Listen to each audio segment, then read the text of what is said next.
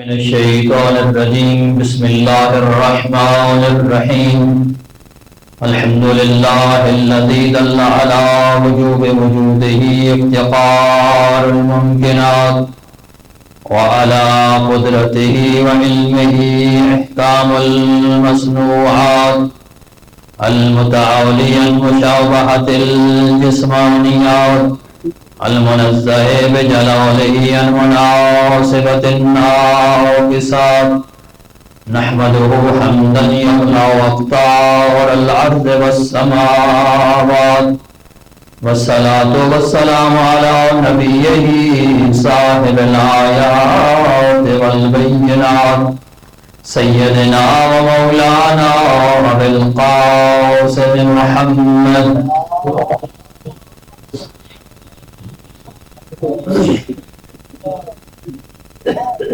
وعلى آله الهادين من الشبه والضلالات الذين أذهب الله عنهم الرجس وطهرهم تطهيرا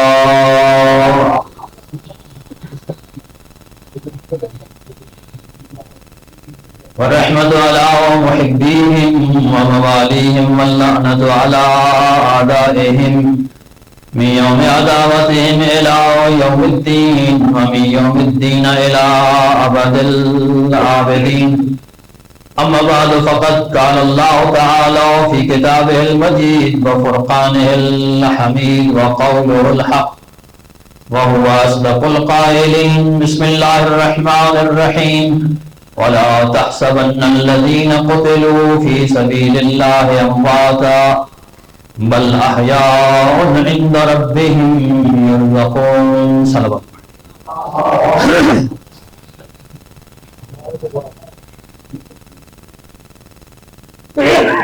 پروردگار عالم کا ارشاد گرامی ہے کہ تم ان لوگوں کو مردہ مت سمجھنا جنہوں نے اللہ کے راستے میں جہاد کیا، اللہ کے راستے میں قتال کیا، اللہ کے راستے میں جہاد کیا اور پھر اللہ کی راہ میں قتل ہو گئے، شہید ہو گئے۔ بل احیاء عند ربهم یرزقون،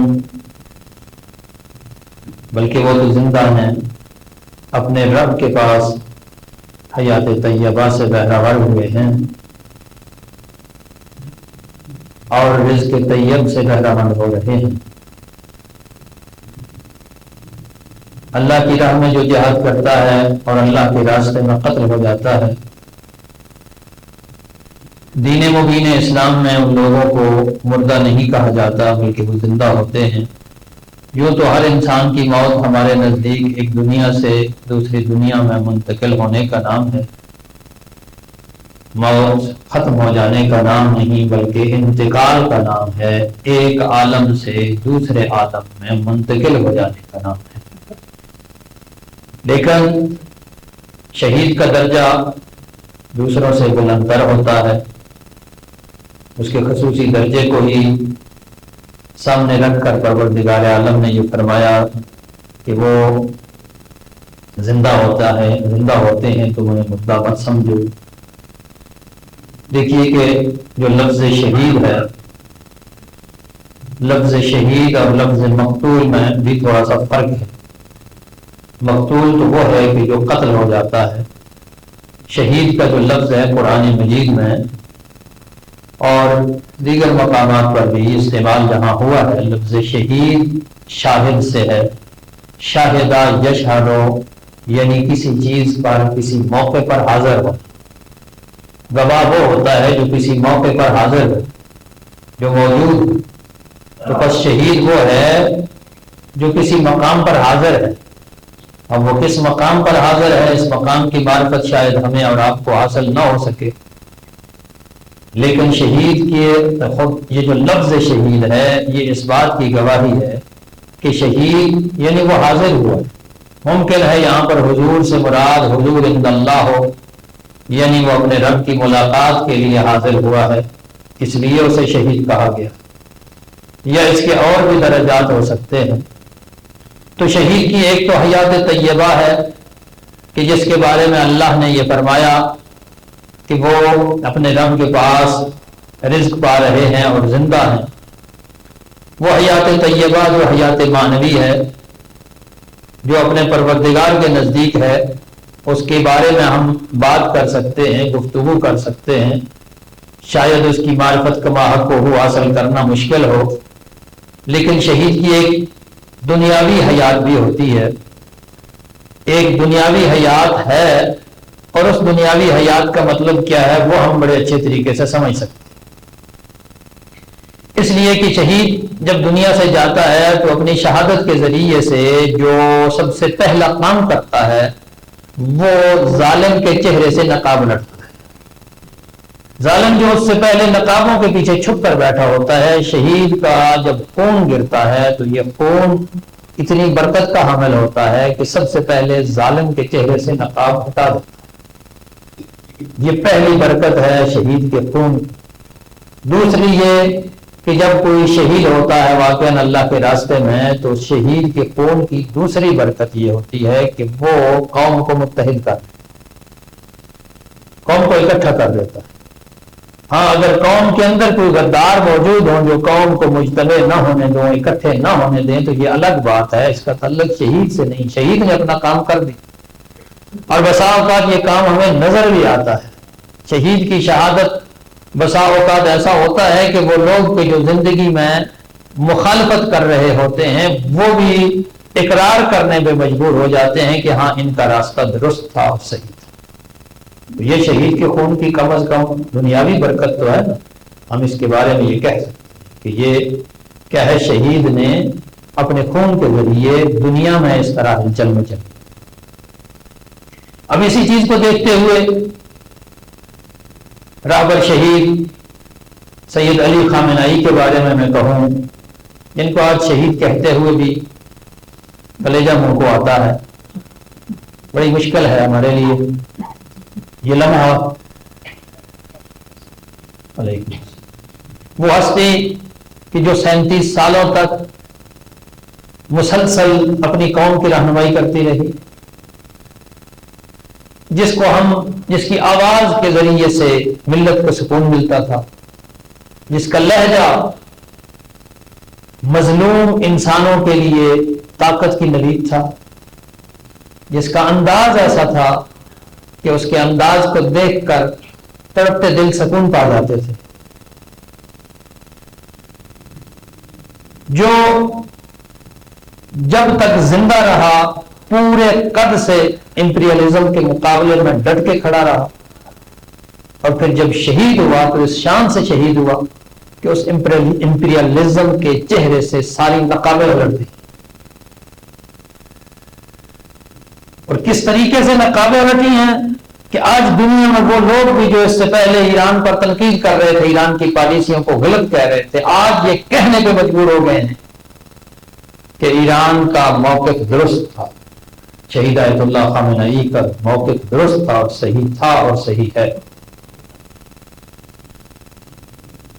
اور میں یہ کہوں گا کہ شہید کے خون کی یہ برکت کیا کم ہے کہ آج وہ لوگ کہ جو کل تک امریکہ کو اڈے دینے پہ مجبور تھے کہ یہ ہمارا دفاع کرے گا، آج یہ کہنے پہ مجبور ہو گئے ہیں کہ جو اپنا دفاع نہیں کر سکتا وہ ہمارا کیا دفاع کرے۔ یہ کوئی معمولی برکت نہیں ہے شہید کے خون کی۔ آج عرب امارات کا حکمران یہ کہنے پہ مجبور ہو گیا ہے کہ ہم اپنی سرزمین کو ایران کے خلاف حملوں کے لیے استعمال نہیں ہونے دیں گے۔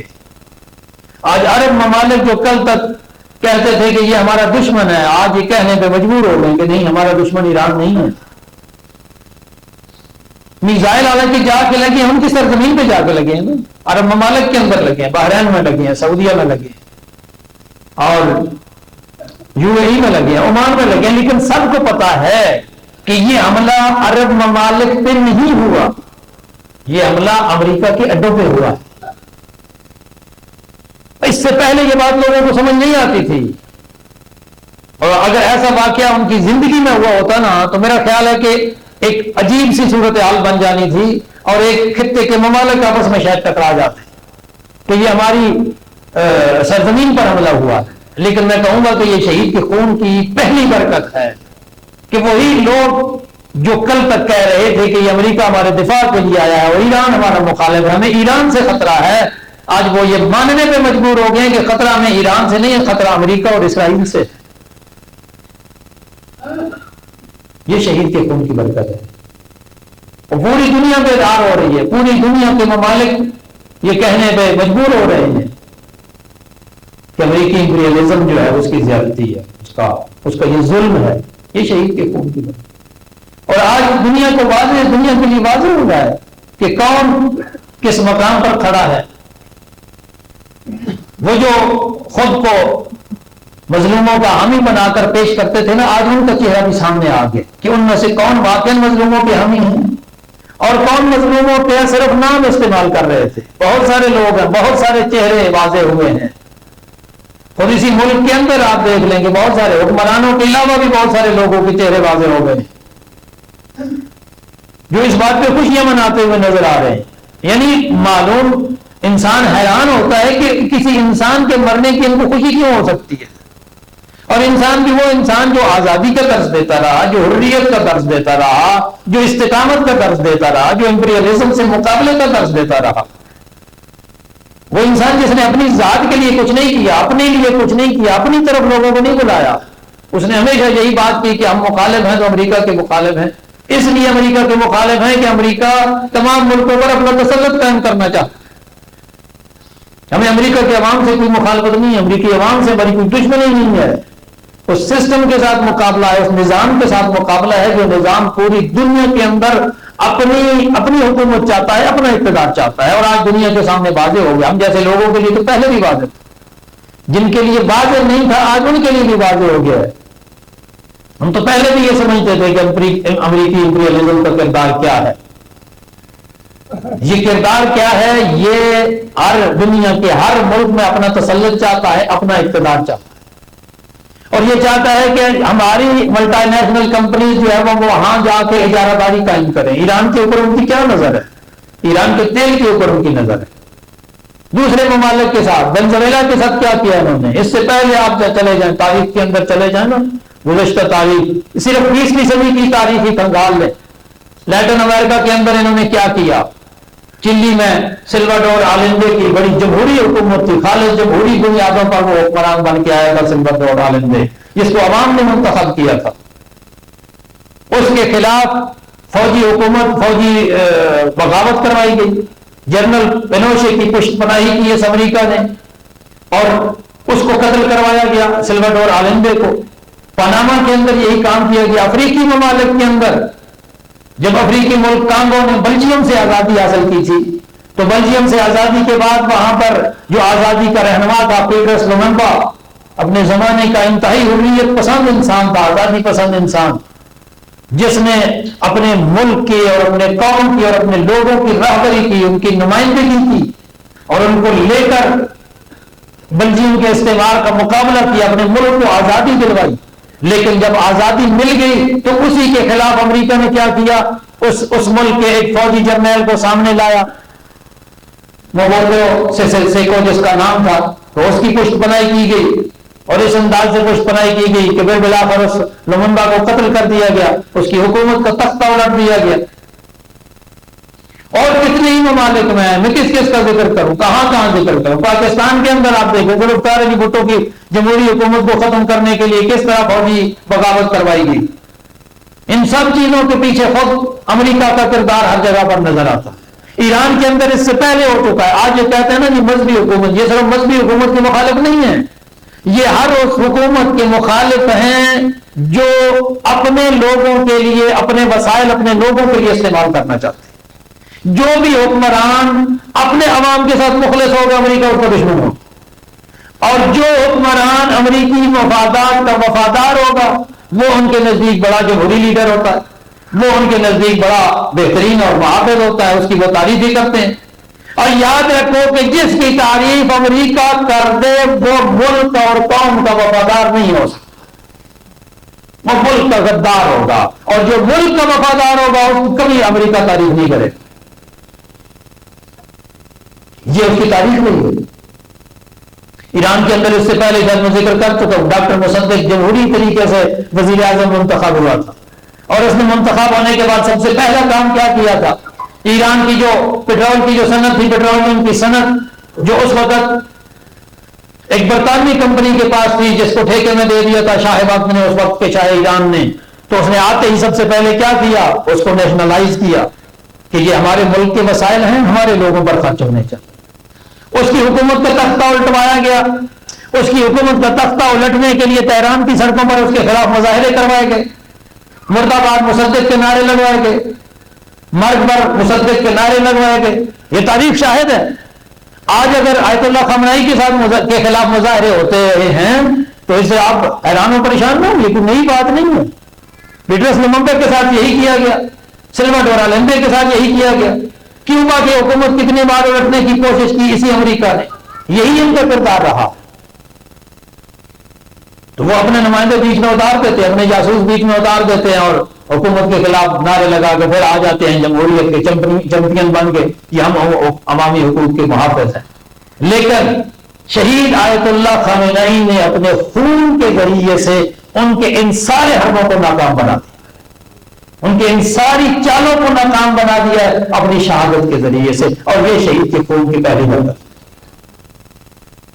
اور پھر دنیا نے دیکھا، دوسری بھی آپ دیکھیے کہ کس طرح قوم کے اندر یکجہتی پیدا ہوئی، کس طرح لوگوں نے بلا تفریق خراج تحسین پیش کیا، مرد و زن، کسی اس فکر سے تعلق ہے، کسی مسلک سے اس کا تعلق ہے، کسی مذہب سے اس کا تعلق ہے، بغیر یہ دیکھے کہ آیت اللہ خامنہئی کے مذہب سے میرا تعلق ہے یا نہیں، ہر باضمیر انسان نے شہید رہبر کو خراج تحسین پیش کیا۔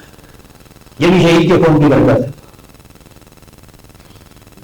اور آپ دیکھیے کہ پھر کس طریقے سے اس شہید کے خون کی برکت نے دنیا میں ایک کیا ہے وہ نیا انقلاب برپا کیا ہے۔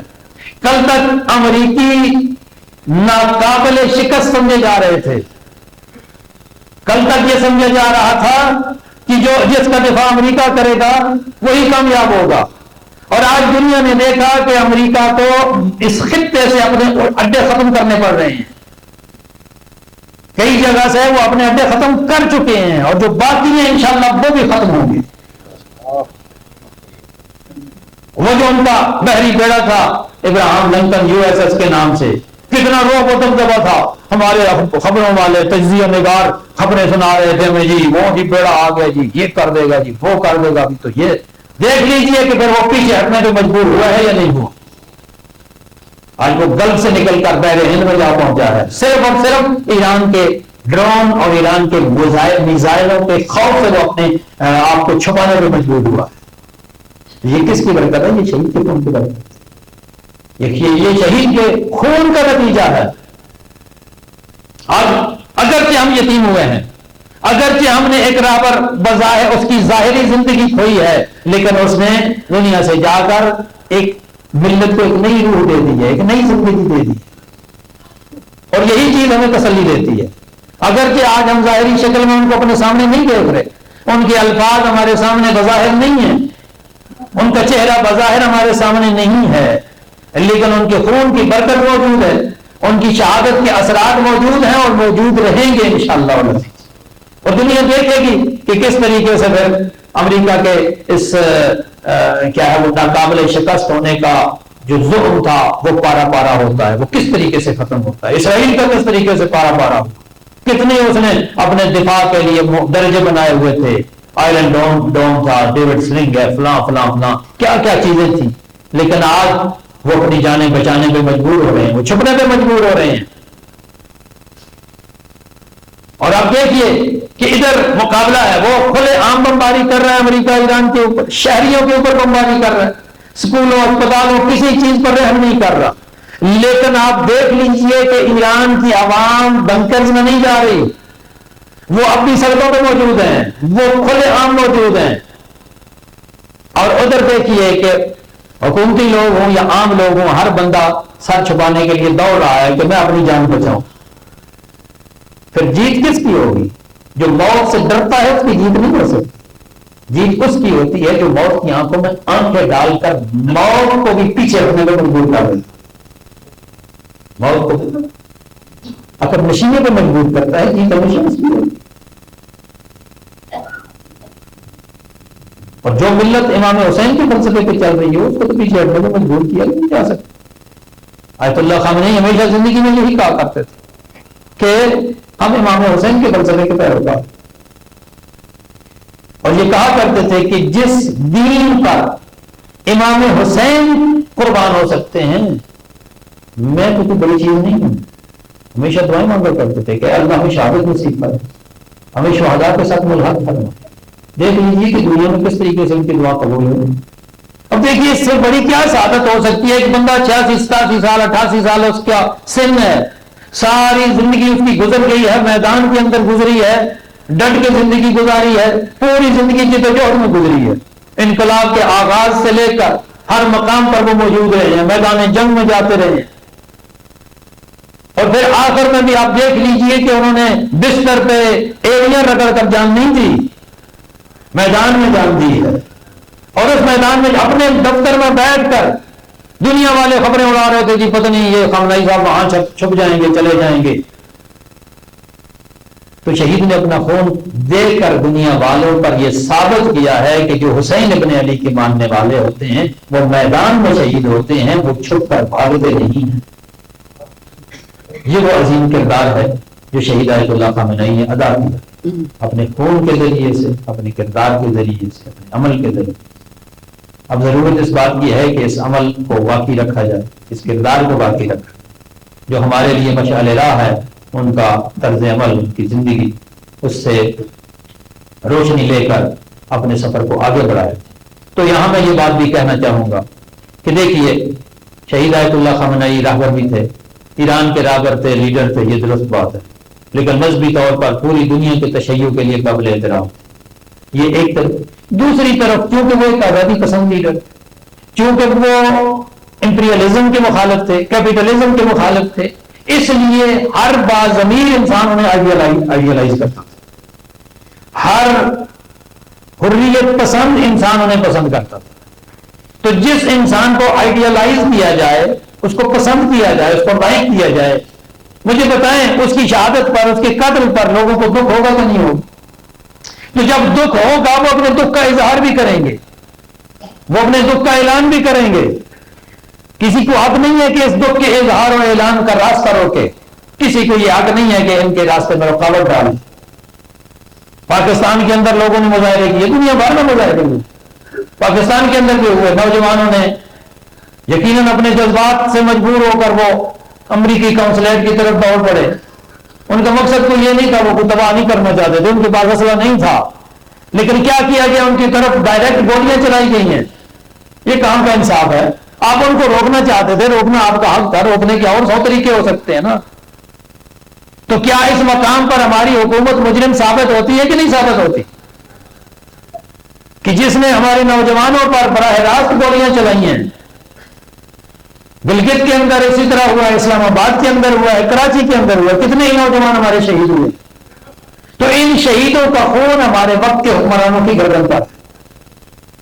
اور یاد رکھیں، میں نے پہلے بھی کہا تھا، اس دن ریلی میں نے ایک جملہ کہا تھا، میں نے کہا تھا کہ شہید آیت اللہ خامنئی کے قتل کے جو اصلی عامل ہیں، جو اصلی فیکٹر ہیں، وہ مسلم دنیا کے غدار حکمران ہیں۔ تو اگر آپ نے شہید آیت اللہ خامنئی کے اس ویژن کو آگے بڑھانا ہے، اس کو چلانا ہے، غیرت اور حمیت اور عزت والا راستہ اپنانا ہے، تو اپنے ملک کی حکومتوں کو تبدیل کرنا پڑے، اپنے ملک کے اندر ایسے حکمران لانے پڑیں گے جو عزت کا راستہ دکھائیں، جو ذلت کا راستہ نہ دکھائیں، جو امریکہ کے آگے جھک نہ جائیں، جو عزت کے ساتھ، جو وقار کے ساتھ سٹینڈ لے سکے۔ صلوات پڑھ۔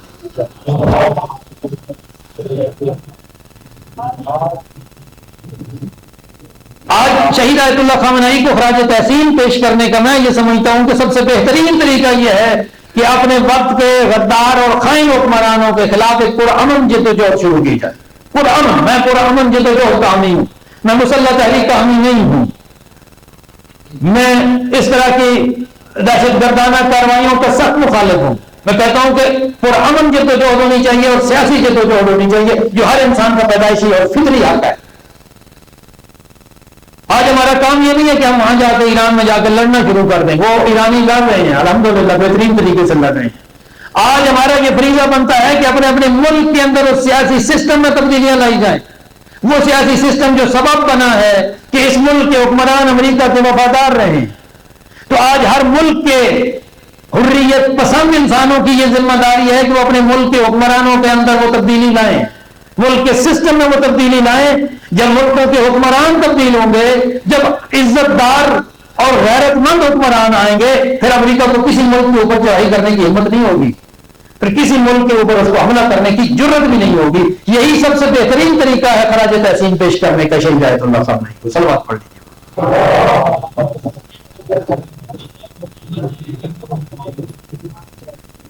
آخر میں فطرانے کے حوالے سے دو باتیں کرنا چاہتا ہوں کہ جب ماہ رمضان کے اختتام پر یقیناً فطرانہ واجب ہوتا ہے شوال کا چاند نظر آتے ہی، لیکن اس سے پہلے بھی آپ فطرانہ دے سکتے ہیں، قرض کی نیت سے دے دیں، کیونکہ ظاہر لوگوں کی ضروریات ہوتی ہیں.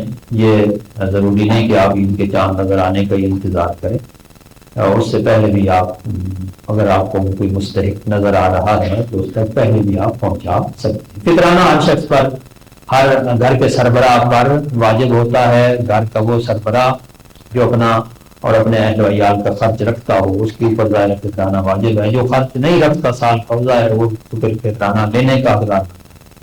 تو اپنے گھر کے ہر فرد کے بدلے میں، چاہے چھوٹا بچہ ہی کیوں نہ ہو، دودھ پیتا بچہ ہی کیوں نہ ہو، اس کے لیے بھی اس میں فطرانہ ادا کرنا ہے. تو فطرانے کی جو رقم اس سال مقرر کی گئی ہے وہ 450 روپیہ فی کس ہے. 450 روپیہ فی کس. پھر اس کو جتنے افراد گھر کے ہوں گے اس کے ساتھ ملٹیپلائی کر لیں گے.